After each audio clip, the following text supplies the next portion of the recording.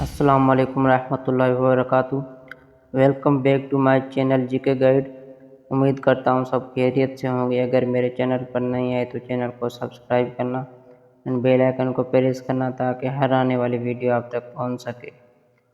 وہاب صاحب اپنے بیٹے ابوذر کو لینے کے لیے میدان میں پہنچے تو دیکھا کہ وہ اپنے کلاس فیلو اور دوست توصیف سے گپ شپ میں مصروف ہے۔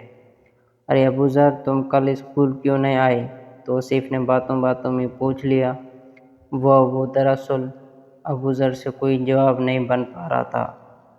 ہاں، وہ بات یہ ہے کہ کل مجھے سر درد تھا اور معمولی بخار بھی، جس کی وجہ سے میں اسکول حاضر نہیں ہو سکا۔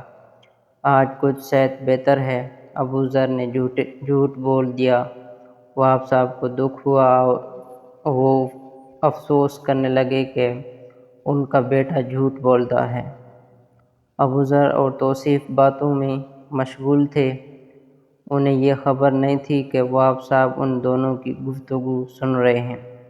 ابوذر، تمہارے ابو آئے ہیں۔ توصیف نے وہاب صاحب کو دیکھ لیا تھا۔ ابوذر کو سامنے پا کر بوکھلا گیا۔ چلو بیٹے، شام ہو گئی، گھر چلو۔ وہاب صاحب بظاہر تو مسکرا کر بولے، لیکن اندر ہی اندر وہ افسوس کر رہے تھے اور بہت دکھی بھی تھے۔ جی ابو، یہ کہہ کر ابوذر ان کے ساتھ چل دیا۔ تم نے توصیف سے جھوٹ کیوں کہا کہ تمہیں بخار تھا، جبکہ تم نے تو ایسے ہی چھٹی کر لی تھی؟ راستے میں وہاب صاحب نے اس سے پوچھا۔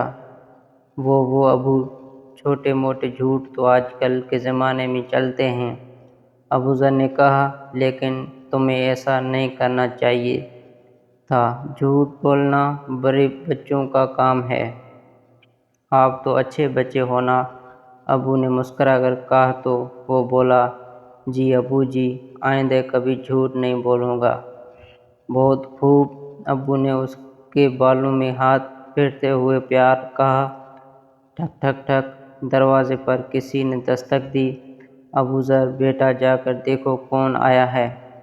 ابو نے ابوذر کو آواز دے کر کہا۔ جی ابو۔ ابوذر سعادت مندی سے دروازہ کھولنے چلا گیا۔ تھوڑی دیر بعد واپس آیا تو بولا، ابو، آپ کا دوست شوکت آیا ہے۔ اوہو، جب دیکھو پریشان کرنے چلا آتا ہے، پتہ نہیں اور کام نہیں ہوتے، اسی بدتمیز کہیں کا۔ ابو غصے سے بول رہے تھے۔ ابوذر، اسے کہو ابو دفتر سے ابھی نہیں لوٹے، وہاب صاحب نے کہا۔ وہ دروازے کی طرف گیا اور کہنے لگا، انکل، ابو جان نے آپ کو بہت برا بھلا کہا اور یہ بھی کہا کہ اسے جا کر کہہ دو کہ دفتر سے نہیں لوٹا۔ معلوم نہیں انہوں نے جھوٹ کیوں بولا، ویسے وہ مجھے جھوٹ سے بچنے کا کہتے ہیں۔ ابوذر نے اداس نگاہوں سے دیکھتے ہوئے کہا۔ شوکت کو جھٹکا لگا اور وہ حیران ہو کر بولا، کیا وہاب مجھے برا بھلا کہتا ہے اور جھوٹ بھی بولتا ہے؟ مجھے اس سے یہ امید ہرگز نہیں تھی۔ شوکت چلا گیا اور ابوذر بھی اپنے دماغ میں کئی سوال لیے گھر میں آ گیا۔ شام کا کھانا کھانے کے بعد وہاب صاحب کے موبائل پر گھنٹی بجی۔ انہوں نے اسکرین پر دیکھا تو شوکت لکھا تھا۔ انہوں نے کال ریسیو نہیں کی، مگر گھنٹی مسلسل بج رہی تھی۔ آخر تنگ آ کر انہوں نے کال ریسیو کی اور فون کان سے لگا کر ہیلو کہا۔ دوسری جانب شوکت کی افسوس اور دکھ بھری آواز آئی، وہاب، تم سے یہ امید نہیں تھی، تم نے مجھے برا بھلا کہا، تمہارے بیٹے نے مجھے سب بتا دیا۔ اصل تو یہ ہے کہ تم دوستی کے لائق نہیں ہو، تم ایک نمبر کے جھوٹے انسان ہو، آج کے بعد تیری میری دوستی ختم۔ اتنا کہہ کر شوکت نے فون بند کر دیا۔ وہاب صاحب کو ابوذر پر غصہ آیا۔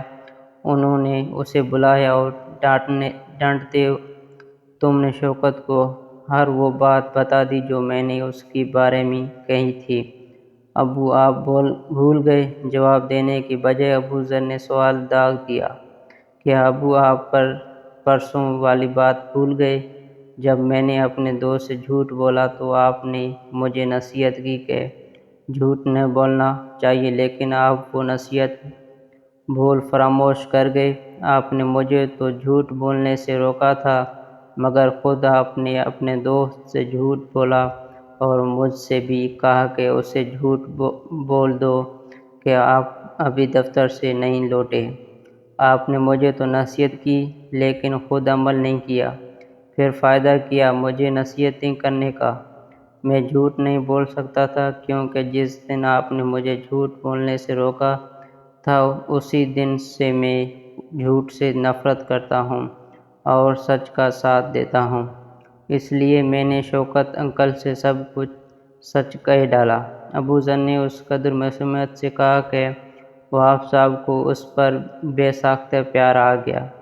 بیٹے تم سچ کہتے ہو، میں جھوٹ بولتا ہوں، اب میں بھی تمہاری طرح اچھا بچہ اور سچ بولنے والا بچہ بن گیا ہوں۔ کہ ابو آپ بچے ہیں؟ ابو ذر نے حیرانگی کے عالم سے پوچھا۔ ارے نہیں، سچ بولنے والا آدمی بن گیا ہوں۔ وہاب صاحب کو اپنی بات پر ہنسی آ گئی تھی۔ ابو ہم کل جا کر شوکت انکل کو منائیں۔ ٹھیک ہے، یہ کہتے ہوئے انہوں نے ابو ذر کو گلے سے لگا لیا۔ اگر کہانی اچھی لگی ہے تو لائک کرنا، کمنٹ کرنا، شیئر کرنا نہیں بھولنا۔